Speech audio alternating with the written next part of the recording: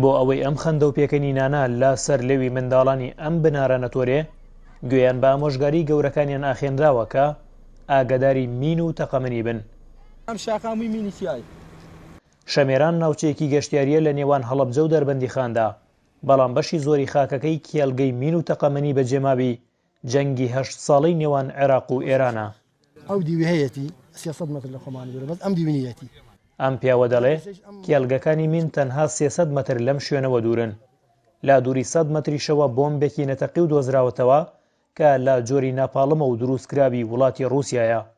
ئەم تەقەمەنی ئەم قۆمبەلەکە دۆزراوەتەوە ئەمە یەکەم جار نییە. جاری پێشوش قمەرێزمان دۆزی و لایانی پەیوەندیدارمە لێ ئاگادار کرد.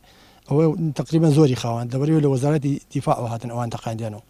بەڵام لایانی پەیوەندیدار و کاسایسی دەربەندیخانمان ئاگادار کردوەوە، ئەوانی لایانی پەیوەندیدار وەکو بڵین جەماعەتی مینیان ئاگادار کردوەوە. ئەوانە شاتنەوە ئەرکێکی زۆرەوە تقریبا 10 ڕۆژە حرەسی ئەم قۆمبەلەن لەسەر ئەم جادەی. ئێستا ئەوانی هاتوون هەڵیگرنەوە بۆ لە شوێنێکی نادیارە بیتەقێنەوە. بەڵام یەکێ لەوانە من زە خەڵکی شەمێرانم، یەکێکم لەوانی کە ساحەبی قوربانیەکەم.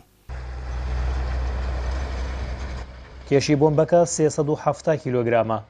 بۆمبێکی وێرانکەرە و دەوترێت ئێران لە ساڵانی هەشتاکانی سەدەی ڕابردوودا ئاراستەی سەربازگەیەکی عێراقی کردووە لەم ناوچەیە، بەڵام نەتەقیوەتەوە. تیمەکانی پوچەڵکردنەوەی مین بۆمبەکەیان هەڵگرتەوە و تەقاندیانەوە.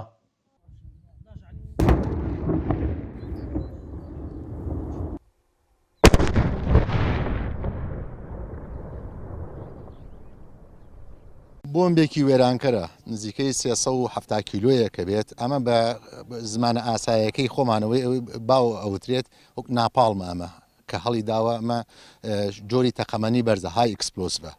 ئەم بۆمبە کاتی خۆ دیارە ئەم شوێنە شەڕگە بووە، شوێنی زیاتر مەعسکەرێک لە منتیقەیە بووە، بۆ مەعسکەرەکە هەڵیان داوە دیارە نەتەقیوەتەوە. ئێستا بە سەلامەتی دەستکاری فیوز و شتەکان کراوە و ئەگوێزرێتەوە بۆ شوێنێکی.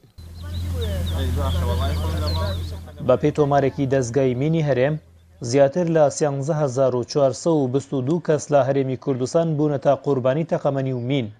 لەو ژمارەیەش 2644 کەسیان گیانیان لەدەستداوە و 10778 کەسی تریش بریندار بوون. ئەم ڕێژەیەش بەردەوام لە زیادبووندایە.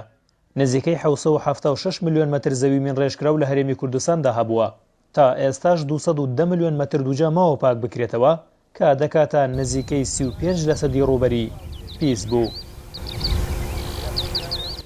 گەرمیان حەمەیپور NRT دەربەندیخان.